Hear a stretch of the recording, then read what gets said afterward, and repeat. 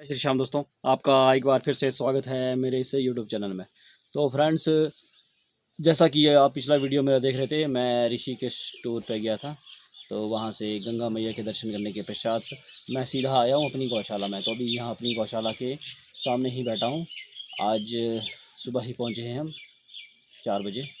तो मैंने सोचा सीधा अपनी गौशाला में आता हूँ और गौ माता के दर्शन कर लेते हैं यहाँ पे। तो क्योंकि मुझे गौशाला में आके थोड़ी संतुष्टि सी मिल जाती है, तो इसीलिए मैं यहाँ पे सीधा आया और अपनी गौशाला में तो यहाँ आके देखा तो हमें बहुत ही खुशी हुई। क्योंकि मैंने एक वीडियो 2 दिन पहले डाला था जिसमें मैं आपसे कह रहा था कि आप रोड से गौ माता को रेस्क्यू करने में हमारी मदद करें और हो सके तो हमारी गौशाला तक लेके आएँ। तो खुशी की बात हमारे लिए ये है कि हमारे इस वीडियो का ये असर हुआ कि अभी पिछले ही कल चीन घाटी साइड से, मतलब हाइट की जगह है जहाँ बर्फ़ पड़ती है, तो बर्फ़ में गौ माता का रहना बहुत मुश्किल हो जाता है। तो वहाँ से एक भाई साहब है, तो वो बीडीसी चेयरमैन है। तो उन्होंने वहाँ से 21 पशुओं को रेस्क्यू किया और वहाँ से खुद अपने खर्चे पे गाड़ी में बिठा के सीधा हमारे पास यहाँ पे लेके आई है। तो हमें बहुत खुशी हुई है कि इस तरह के लोग हमारे साथ जुड़े और गौ सेवा में हमारी मदद करें। इनका नाम जीवन चौहान है। तो उनका मैं शुक्रिया अदा करना चाहूँगा कि उन्होंने इतनी गौ माता को रोड से रेस्क्यू किया। नहीं तो अगर वो गौ माता रोड में रहनी थी तो वहाँ पे उन्हें अब बर्फ़ आने वाली है, तो बर्फ़ आने के कारण सर्दियों के वजह से मर जानी थी। तो इस एक बार फिर से शुक्रिया अदा करना चाहूँगा उन भाइयों का भी जिन्होंने हमारी गौशाला में मतलब ये वीडियो शेयर किया और ये वीडियो उन तक पहुँचा। तो मैं भी आपको दिखाता हूँ उन गौ माता को। अपने शेड के अंदर आपको ले जाता हूँ, क्योंकि बाकी सारी जो गौ माता है वो तो हमने मतलब घास चरने के लिए जंगल में छोड़ दी है, लेकिन जो भी ताज़ा ताज़ा आए हैं रेस्क्यू होके, तो उन्हें मैं यहीं रखा है। एक तो ये बछड़ा है, ये देखिए, ये बेचारा बिल्कुल कीचड़ से लथपथ और भी डर रहा है, क्योंकि अभी इसको पहला ही दिन गौशाला में है। तो ये देखिए, और एक यहाँ पे, और बाकी हमने भी यहाँ रखे हैं। ये सारे बड़े बड़े पशु रोड पे थे चीन घाटी साइड, तो इनको उन भाई साहब ने यहाँ लाया। ये देखिए, ये शेड मेरा इनसे पूरा भर चुका है, 21 पशु है।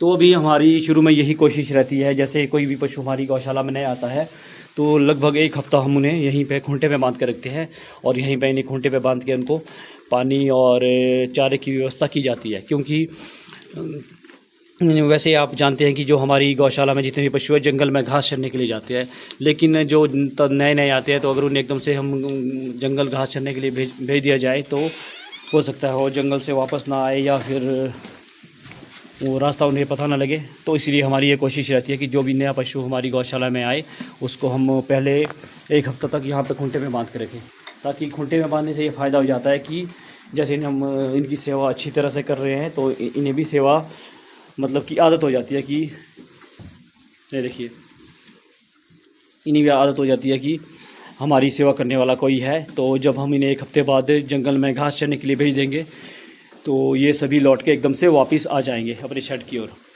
तो इसलिए देखिए, ये सारे जो पशु हैं ये सब नए आए हैं हमारी गौशाला में। बाकी जो भी मतलब थोड़ी देर पहले सभी घास चरने के लिए जा चुके हैं, वो सारे मतलब हमारे पास छोटे छोटे थे, लेकिन ये काफ़ी बड़ी बड़ी है गाय है और कुछ बैल भी है, कुछ हमने यहाँ रखे हैं और आपको मैं दिखाता हूँ दूसरे शेड में भी है।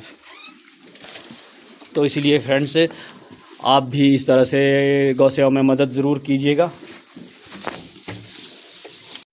तो एक तो ये बछड़ा था बेचारा, वो कीचड़ से लथपथ वहाँ ठंड में ठिठुर रहा होगा। तो उन भाई साहब ने दिया कि वो वैसे समाज सेवी भी है और साथ में बीडीसी चेयरमैन भी है। तो उनकी हमें कॉल आई कि हमारे यहाँ रोड पे 20-25 पशु सर्दी से ठिठुर रहे हैं। तो हमने कहा कोई बात नहीं, आप ले लाइए, क्योंकि जो ये वाला शेड हमारा पहले खाली पड़ा था, खाली मतलब इसमें 5-6 ही पशु थे और इस बीच में भी हम अनाज रखे थे। तो यहाँ पे भी पशु हमने पहले नहीं रखे थे, लेकिन अब मैंने इसमें भी कुछ गौ माता यहाँ पे रख दी है। या मैं अंदर बात से मैं दिखाता हूँ आपको, ये देखिए, इनको हमने सबको भी यहाँ पे रखा है शेड में। तो और यहीं पे इनको चारे की व्यवस्था की जा रही है। 1 हफ्ते तक हम इनको इसी तरह से रखेंगे, तो 1 हफ्ते बाद इन्हें भी और पशुओं के साथ घास चरने के लिए भेज दिया जाएगा। तो चारा तो हमारे पास भरपूर है। अभी यहाँ देखिए लेंटर के ऊपर है, तो चारे की तो अभी कमी आने वाली नहीं है, श्याम जी की कृपा से। तो फ्रेंड्स, बस मैं इस वीडियो बनाने का मकसद यही है कि आप भी इस तरह से हमारी गौ सेवा में मदद करें। तो फ़िलहाल तो अभी हमारी गौशाला ये तीनों शेड है पूरे हो चुके हैं, तो 70+ पशु हो चुके हैं। तो इतनी ही हमारी यहाँ की कैपेसिटी है, अब इससे ज़्यादा हम यहाँ पे पशु नहीं रख पाएंगे।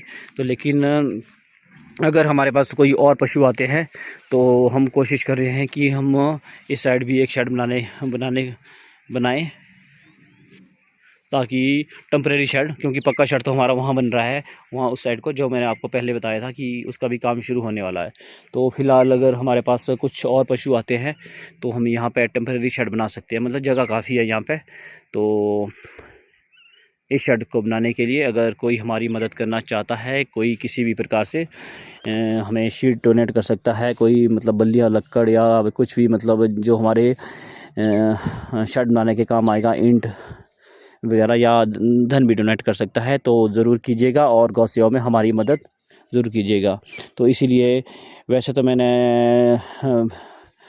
पूरी रात कल रात भर ड्राइविंग की है और सफ़र भी किया है, तो रेस्ट करना था। लेकिन जब मुझे पता चला कि हमारी गौशाला में नए पशु आए हैं, तो मैं सोचा चलो वहाँ जाके एक वीडियो बना लेता हूँ और आपसे शेयर कर लेता हूँ। और उन भाई साहब का भी धन्यवाद करना चाहूँगा, जीवन चौहान जी का, तो जिन्होंने हमारे गौशाला में ये पशु भेजे है।